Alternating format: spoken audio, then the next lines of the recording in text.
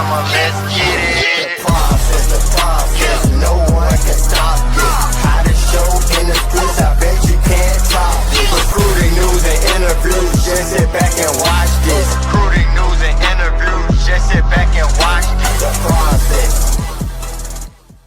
How's it going, everyone? Welcome back into the process, Crimson Tide Recruiting. I am your host, Justin Smith, the Director of Recruiting and Managing Editor here at Touchdown Alabama. Thank you guys, as always, for joining me today on our YouTube channel. Be sure to hit that like button, hit that subscribe button as well. Subscribers, hit the notification bell. Be notified when we drop content on our YouTube channel. It is the month of January, so this means college coaches across the country getting the opportunity to hit the road and visit some of their top targets in a couple of different recruiting classes. And the Crimson Tide seems to be prioritizing the 2026 class, which is the next recruiting class that they are going to try to sign here to possibly join the Crimson Tide in the future. And Kalen DeBoer, the Crimson Tide's coordinators, the Crimson Tide assistant coaches, from Freddie Roach, Maurice Lindquist, to the Crimson Tide's running back coach Robert Gillespie. All of these guys have been hitting the road over the last 3 weeks to get the Crimson Tide in a better position with some top 2026 prospects. And that is what I want to talk about on today's show. I want to talk about some 2026 priority targets. So I feel the Crimson Tide are trending for or making moves for when it comes to this month of January. A couple of these guys are going to be guys I talked to actually earlier in the month of January, late December, when those guys got an opportunity to compete in the Under Armour All-America game for the first time ever. That game included junior prospects, so prospects in this 2026 class had an opportunity to compete with some 2025 prospects. Some of those guys who went on to who already signed with the Crimson Tide by that time, like Keelan Russell and Dijon Lee. So I'm going to talk about some of those guys in this episode as well. But on today's episode, the first thing I want to talk about is the Crimson Tide's 4-star offensive lineman target out of Georgia, and McWhorter, a guy who the Crimson Tide seems to be prioritizing here in the 2026 recruiting class. And when you talk about this kid, or you look at this kid on most recruiting sites, he's going to be in between a 3-star and 4-star offensive lineman, but he currently is a guy who the Crimson Tide have an official visit date locked in with. He's going to officially visit Alabama during the month of May, on that May 31st weekend, which is typically going to be the first weekend where schools will host recruits, because they're going to host recruits for official visits throughout the summer, of course. But I think May 31st will kick it off for the Crimson Tide. And I think that's kind of like what happened last year when Kalen DeBoer came in. That May 31st weekend was usually the first weekend for official visits. And we all remember how huge the summer was for the Crimson Tide last summer when they got some of these guys on campus. And I think the Crimson Tide are going to try to have similar success this time around. And this is a kid who has visited the Crimson Tide several times over the last few months. And he has spoken glowingly about the Alabama coaching staff and his relationship with them. I recently talked with him, and he told me that in terms of his relationship with the Crimson Tide, he said it's very strong. I've spent more time with Coach DeBoer than any other head coach out there. They're recruiting me very hard right now. He's actually headed to Tuscaloosa this weekend for the Crimson Tide's Junior Day on February 1st, and he will return again during the spring to see the Crimson Tide practice at some point, and he will also return for that official visit that I talked about earlier. So the Crimson Tide will get Bear on campus several times in the future, and I think they are in a really, really great position with the Georgia product out of Cass High School. And he's a 6'4", 290-pound offensive lineman who's expected to be an interior offensive lineman at the next level. And when you see him play for Cass High School, you see him play guard majority of the time, and he's a physical guard. You see him flash his ability to work to the second level and just be really physical in the run game when it comes to the trenches, never stopping until the whistle is blown, finishing blocks as well, showing off some agility. Like I said, I love the way that this kid works to the second level in the way that he finishes blocks as well. So Bear is a guy who the Crimson Tide look to be in a really, really good position for. You can make an argument that they are the leader for him with that official visit locked in for May 31st. Like I also said earlier, he has been really complimentary of Alabama's coaching staff. When talking about Kalen DeBoer, he said that there's no head coach out there that is recruiting him that has spent more time with him than Kalen DeBoer. So the board is actively recruiting. We are seeing him everywhere on social media, and I think Bear kind of makes it clear he is one of the reasons why the Crimson Tide are in a really, really good position with them. And it's always a good thing to hear a lot from the head coach of any program, because a lot of times you're mostly talking to the assistant coaches, which is Chris Kapalovic in his particular situation with him being recruited to play on the offensive line for the Crimson Tide.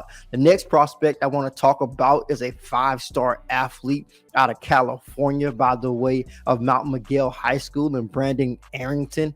On a couple of different recruiting sites, he's considered as the number 1 athlete in the 2026 recruiting class. And this is the guy who the Tide have managed to get on campus in the past. Actually had him on campus in July for their cookout, and he had some good things to say about Alabama as well, saying that everything about Alabama is good.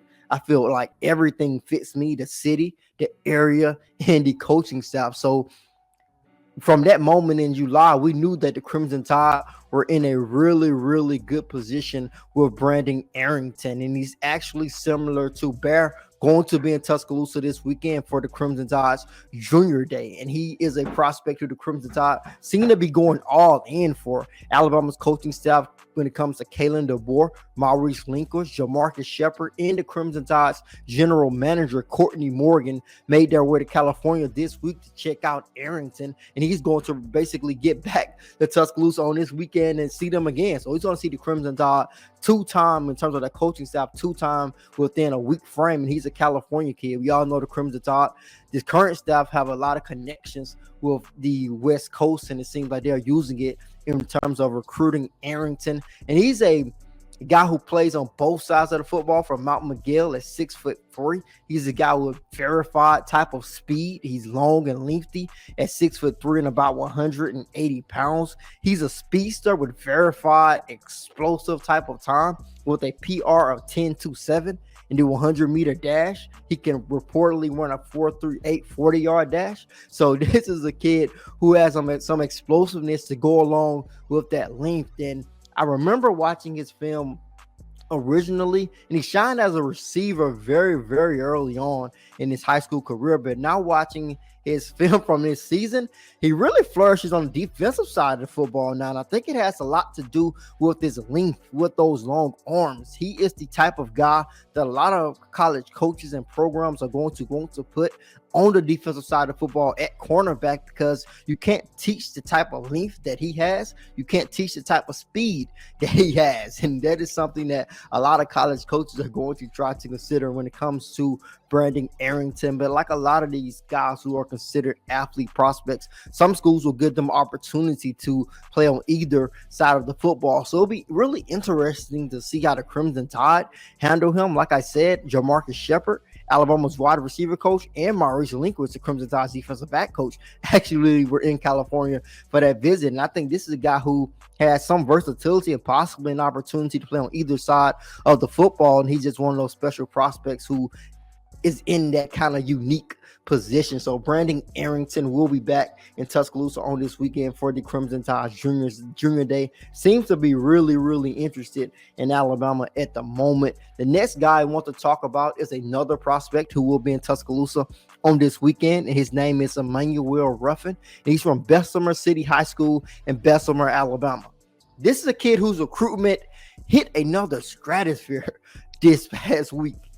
Alabama offered him, Texas, Georgia. So many top programs offered Ruffin in a very short period of time after watching his junior film at Bessemer City. And this is an in-state kid for the Crimson Tide who they are going to try to get into a really, really good position with them. Like I said, they recently offered them, had opportunity to talk with Ruffin in terms of his Alabama offer. He said the offer means the world to him. God is the greatest. All my hard work and dedication is starting to pay off. I'm hungry for more. It's only the beginning and it's only up from here. So he was just talking about him basically getting back into the lab and being motivated by the Crimson Tide's offer, because he is an in-state kid. And you guys know, like I said, a lot of times when I'm talking about these recruits on the process, they grew up watching Alabama dominate under Nick Saban. They do not know a world where Alabama is not one of the top teams in college football. And with him being an in-state kid, he knows that very, very well. So he's really familiar with the success that the Crimson Tide have had under Nick Saban. And he seems to be really interested in seeing what they can do under Kalen DeBoer. When it comes to the defensive line position, the Crimson Tide do have a bit of an advantage when it comes to recruiting in-state kids because their defensive line coach is the primary recruiter for the state of Alabama, Freddie Roach. He's a former Alabama player, of course, with a lot of roots inside the state. So the Crimson Tide are going to have a great opportunity to make noise for Emanuel Ruffin moving forward. I expect them to possibly get into a position where they can accelerate and get into a really good position with Ruffin possibly starting this weekend. He's about 6'5", 290 pounds, passes the size test in terms of his length, in terms of his weight, just his frame in general. It can be explosive off the line of scrimmage, can use his hands, play with active hands as well, can be powerful, shows the ability to get through double teams. When you watch his film, he lines up at different spots along the defensive line. You see him not really on the edge, but you see him in different spots along the Bessemer City defensive front. So Emanuel Ruffin will be back in Tuscaloosa this weekend. Just another guy to keep your eyes on. And similar to everybody who I want to talk about on today's show, I feel the Crimson Tide are trending upward with the Bessemer City product, who is going to continue to get attention from just top programs. Like I said, so many schools offered him this past week, and those schools are going to try to make a similar push that the Crimson Tide are most likely going to try to make with him as well. But for the next guy, we're going to stay inside the state of Alabama. The state is going to continue to recruit, continue to develop great talents, and the Crimson Tide are going to continue to recruit those talents. And the next guy I want to talk about is Xavier Crowell out of Jackson High School in Jackson, Alabama. He's an interesting prospect because, similar to Ryan Williams, he's basically skipping his junior year of high school football. He's going to be a senior. He was originally a 2027 recruit. He reclassified to the 2026 class. So this upcoming high school football season will be his last football season. He's most likely going to head to college as a 17-year-old, similar to Ryan Williams. And when he was classified in the 2027 class, he was considered the nation's #1 running back. I'm not sure where most recruiting sites will put him now that he's moved to the 2026 class, but I predict he is going to push and be in competition to be easily one of the top 5 backs in that class, because he's just that good. He's just that explosive. He's just that physical. He's a physical running back, as you guys can see when you watch his film.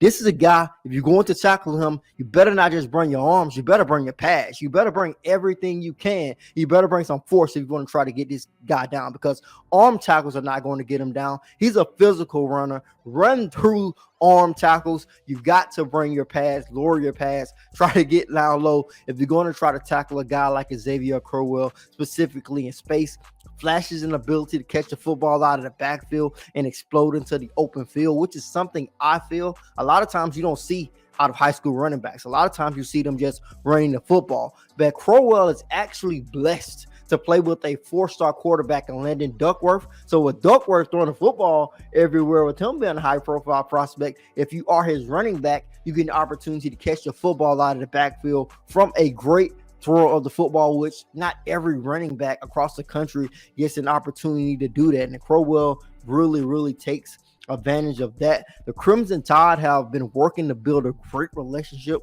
with Crowell for quite some time, even though he's a 2027 prospect.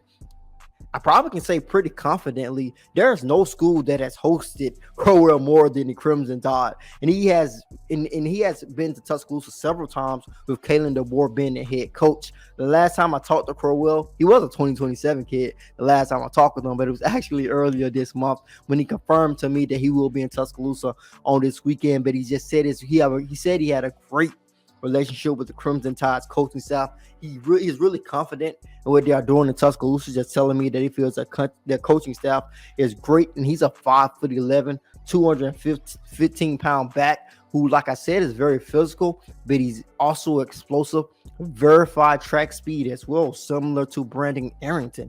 He actually has a PR 10.6 under 100-meter dash at that size. So when you see his combination of size, speed, and the way that he plays, you can see why this kid probably would want to say, hey, I'm skipping my junior year and I'm going to my senior year and I'm going to play my last year of high school football and get to what a lot of people are going to want to get to in terms of the new college football world, where NIL is involved and you get an opportunity to get a big payday if you skip that junior season, specifically if you're from Alabama, because unlike some other states, high school football players are not allowed to benefit off their name, image, and likeness when it comes to the state of Alabama. So Crowell has reclassified to the 2026 class. I think the Crimson Tide are going to continue to be in the running with him. The next guy I'm going to profile is a guy who's actually a native of the state of Alabama, but he's not playing in Alabama anymore. Actually plays at Gainesville High School in Georgia, but he's a native of Huntsville,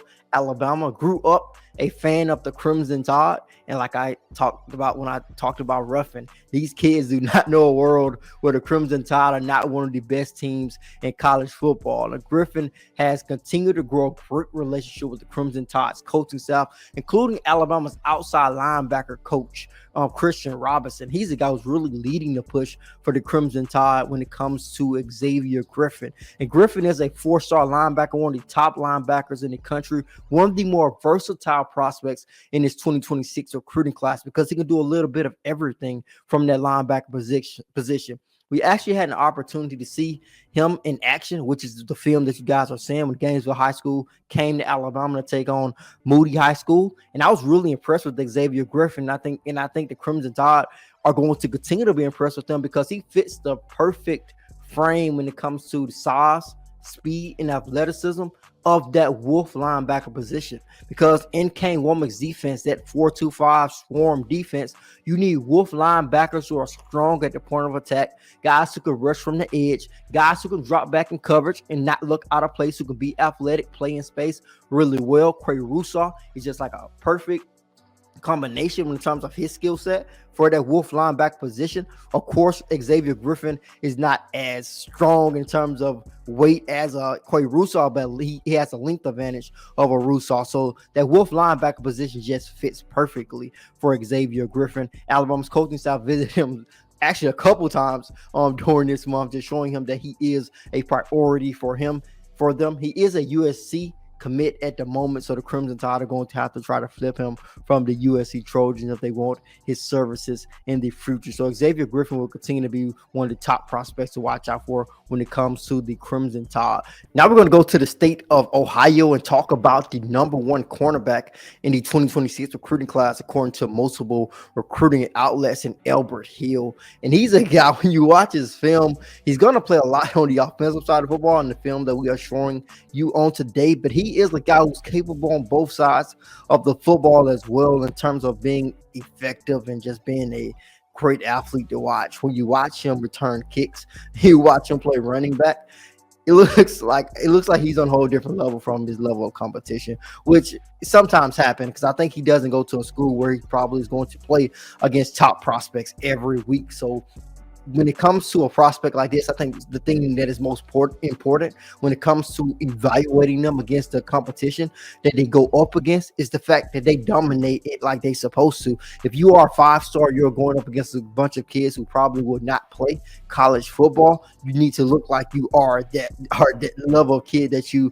are being recruited to be. And I think Elbert Hill shows that when you watch his film, and he is a prospect in terms of that speed. When a guy has that type of speed and he's projected to be a cornerback, you know he's going to be able to go stride to stride with most defenders. And you know, with his type of ball skills that he actually acquires playing in Ohio for the school that he plays for, he has to have ball skills to play wide receiver, to be in the backfield, to return kicks as well. And next time we show Elbert Hill, I will make sure that we show some of his defensive highlights, because I think we only were able to get some of his offensive highlights on today. But next time we talk about him, because we are going to continue to talk about him a lot, because the Crimson Tide are in a really, really good position with the 4-star defensive back. Like I said, on most recruiting sites, Hill is going to be considered most likely the number 1 cornerback when it comes to the 2026 recruiting class. Alabama's coaching staff got a chance to go out and see him. Kalen DeBoer, Maurice Lindquist, both got an opportunity to see the Ohio product. I talked with him after he got an opportunity to talk with both of those Alabama coaches. He told me that the Crimson Tide stand pretty high in his recruitment, and he plans to get back down to Tuscaloosa in the spring for spring practice. So the Crimson Tide, at least at this point in time, are making themselves and putting themselves in a really, really good position with Elbert Hill early on. And like I said earlier, he is an Ohio kid. So you know Ohio State is going to be very, very involved with Hill. And Ohio State has a great tradition and a history as of late to produce defensive backs, and that is why some highly rated defensive backs usually consider Ohio State. So I think Ohio State is going to definitely continue to be a huge factor for Elbert Hill moving forward. But the Crimson Tide are at least in the mix for the explosive cornerback who a lot of schools are going to try to get on campus soon. And like I said, the Crimson Tide plan to get him on campus during the spring, and he seems to be interested in getting back to Tuscaloosa. Earned an offer from Kalen DeBoer and his staff when he camped in Tuscaloosa in the past last summer. So the Crimson Tide are really familiar with him, and they seem to continue to be really high on him after watching him at camp and letting him participate in camp and then getting him back on campus. So Elbert Hill is a guy to just continue to watch out for as well. A rising and emerging prospect who Alabama looks to be in a better position for him now than probably I would say a couple of weeks ago, because he is one of those guys who I want to talk about on today's show who participated in the Under Armour All-America game as a junior for the first time ever. Juniors were able to compete with seniors in that particular game, and Osborne was one of those prospects who looked just as explosive as you guys see him on this film in the Under Armour All-America practices. This kid did not look like he was playing with seniors, and he was a junior. He fit right in because of his explosiveness and because of his ability to quickly change direction. And I think that's one of the first things that stood out to me when watching Javian Osborne was his patience when he ran the football, but also his ability to change directions and hit the hole and go a different way. And the defenders are basically left behind because they're basically frozen because he's left them with that explosiveness that he's plays with. So Javian Osborne is a 4-star running back out of Texas who received a visit from the Crimson Tide's coaching staff, and he said he feels like a priority after that visit because I think he felt that he was unsure about how the Crimson Tide felt about him before that visit. But after that visit, he said things changed because he said it was big time. Being able to speak to everybody I needed to get an understanding of where I'm at is clear. I'm a priority. So he feels like a clear priority for the Crimson Tide now after getting that visit. In terms of him visiting Alabama, he said he does not have a date planned yet, but he plans to get there 2 times during the spring before he takes official visits during the summer. A lot of guys like Bat, who I talked about earlier, are going to officially visit programs during the summer. He looks as if he's going to be one of those players who is going to line up official visits during those summer months. And I think those 2 visits to Tuscaloosa in the spring will determine if Alabama will get an official visit from him. So right now, the Crimson Tide have his interest. He wants to get to Tuscaloosa several times during the spring to get a feel for their program, and the Crimson Tide will have an opportunity to make a move for Osborne to continue to trend for him. Similar to Osborne, Isaiah Williams, a 4-star linebacker out of Florida, competed in the Under Armour All-America game down in Florida as well. He's set to visit the Crimson Tide on this weekend for Junior Day, and this is a visit that has been set for a very, very long time, because when I talked to him in December, he said he already had this visit locked in for the visit to Crimson Tide on Junior Day on February 1st. And he was one of those prospects who talked at the Under Armour All-America Media Day, and I don't think he answered one question without talking about Alabama. Like every reporter that asked him a question, it always went back to Alabama. Alabama was always brought up in almost all of his answers when talking about which schools are recruiting him the hardest, when talking about which schools he liked the best. It was always Alabama in the mix whenever he was asked those questions. So I knew from that moment Isaiah Williams was a guy who the Crimson Tide have, at least at this particular point in time, made a huge impression on. And when I got to talk to him and interview him, he said he did confirm that the Crimson Tide were one of the schools recruiting him the hardest. This is a quote, and this is what he told me. When I think about Alabama, I think about all the great stuff that has happened there. They're winners, so it's like, who doesn't want to be a part of winning? So he respects, and he also seems to really be interested in Kane Wommack's defense when it comes to linebackers, specifically the fact that they played so many linebackers, and a lot of schools don't play a lot of linebackers. But in this Kane Wommack defense, a lot of linebackers get an opportunity to play. Quay Russo got an opportunity to play quite a bit. Quandarius Robinson, before he got hurt, he got to play quite a bit. Deontay Lawson, of course, Jahad Campbell, Justin Jefferson. So a lot of linebackers get an opportunity to play in this Kane Wommack defense, and recruits are picking up on that. So Isaiah Williams talked about that in terms of what he saw from the Crimson Tide during the 2024 football season, their first season under Kalen DeBoer and the defensive coordinator, Kane Wommack. He talked about just that opportunity to possibly play a little bit earlier at Alabama at the linebacker position if you could develop and show that you are able to do that, because so many linebackers play in that 4-2-5 swarm defense. So, and he is a linebacker who should fit right in to that defense, because like so many linebackers who are going to be recruited in today's area of football, college football in general era, a lot of those guys have to be versatile, athletic prospects who can play in space.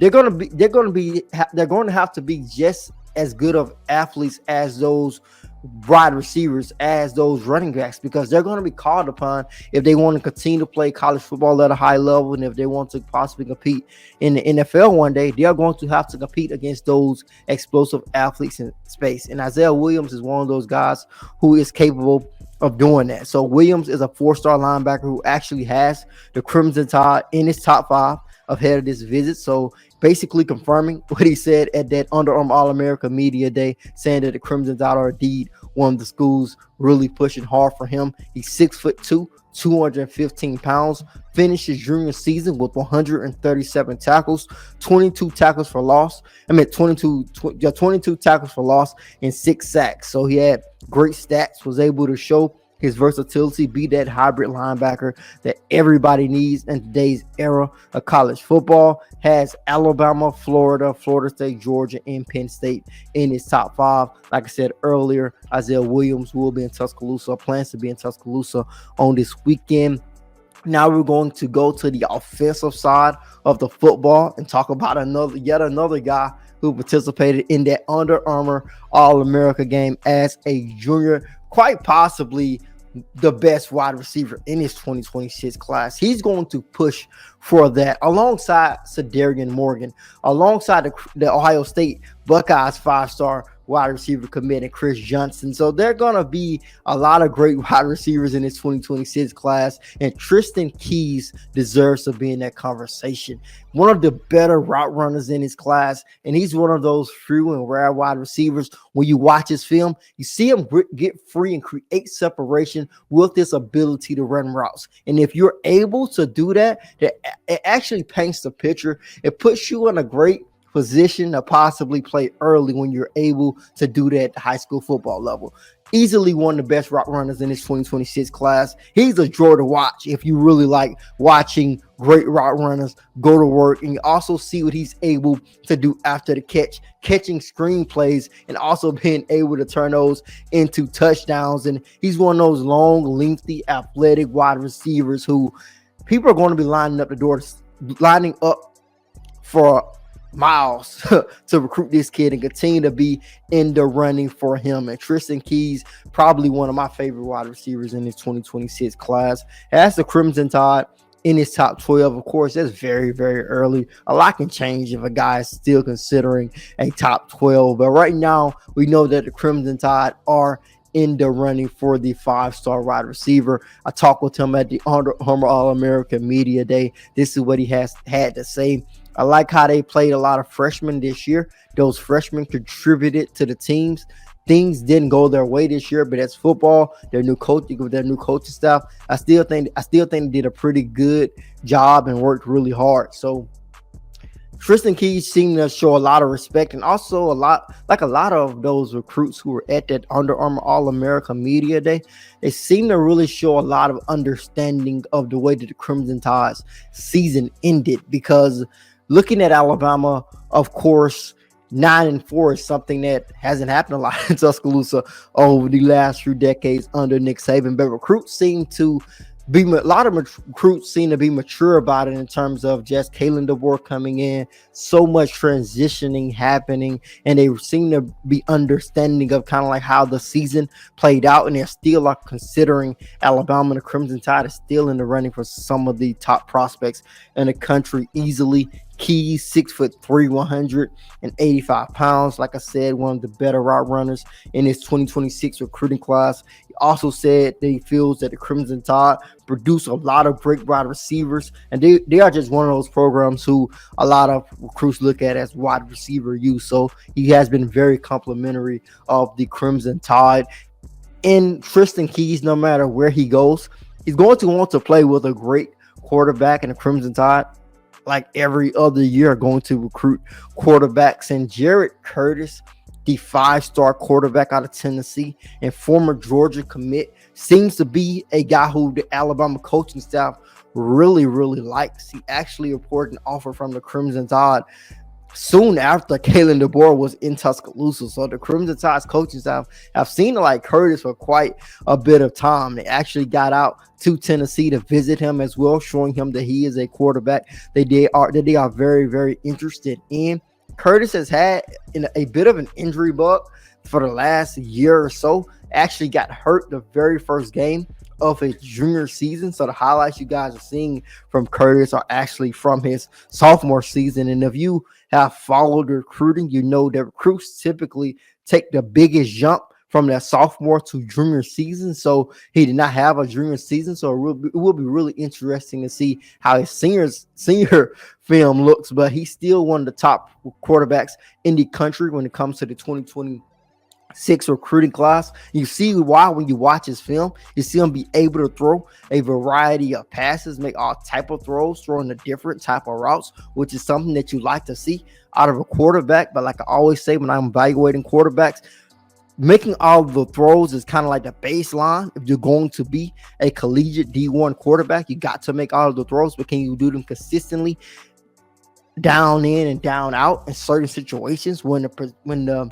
protection breaks down, when guys are getting after you, when you don't pick up the blitz, when it's the delayed blitz? How accurate are you in those situations? Of course, those evaluations go a little bit deeper, but Jared Curtis at the moment is a top Alabama target when it comes to the quarterback position. I think he is a guy to watch out for. And we similar to Keelan Russell, the crew, the Crimson Tide signed in the 2025 class. There's a long way to go in this 2026 class. There may be several other guys that pop out at that quarterback position when it comes to the Crimson Tide, when it comes to them recruiting the position in general. But right now, Jared Curtis seems to be a top target for the Crimson Tide when it comes to signal callers. But that is everything that I want to talk about on today's episode of The Process. It was quite a bit because the Crimson Tide have been traveling, like I said, the coaching staff have been traveling across the country, just visiting some of the top prospects, trying to put themselves in a great position to land these guys. And we'll continue to talk about them as the process continues to roll on.